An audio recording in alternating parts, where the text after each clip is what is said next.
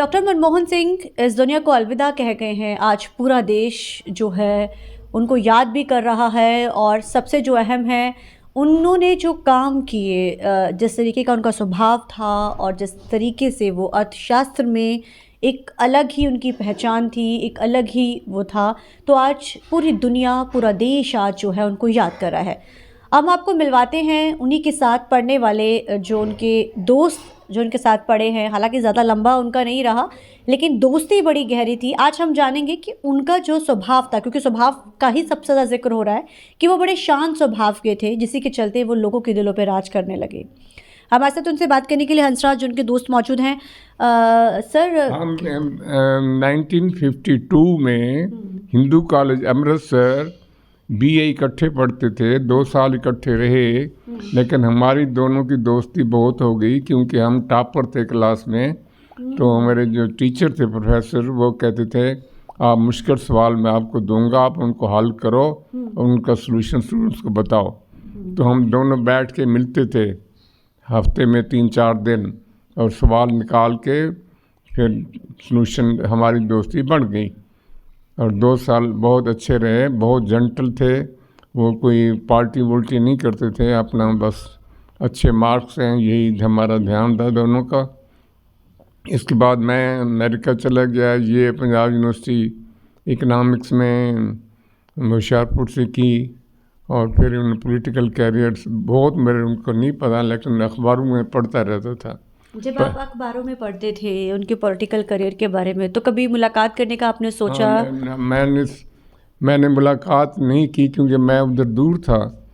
लेकिन जब इंडिया आया मैं क्या मुलाकात करूं, पर वो बड़ी हाई पोस्ट पे थे। मैंने कहा ये सेल्फिशनेस है, पहले तो बात नहीं की, अब जब हाई पोजीशन पे मैंने छोड़ दिया। फिर वो चंडीगढ़ पता नहीं कहाँ दिल्ली में मुलाकात हुई अचानक, तो वो मेरे को पहचान गए, कहते हैं हंसराज क्या हाल है तेरा? मैं कि ठीक है, बस इतनी तक रही। बाकी जब आप कॉलेज में पढ़ते थे, जैसे आमतौर पे लड़कों में होता है मज़े करना, हंसना, बोलना, जो वो कैसे थे, मतलब स्वभाव? चुपचाप, सीरियस और चुपचाप अपना काम करना। बहुत खेल कूद में भी ज़्यादा नहीं इंटरेस्ट लेते थे, बस शांत बहुत थे।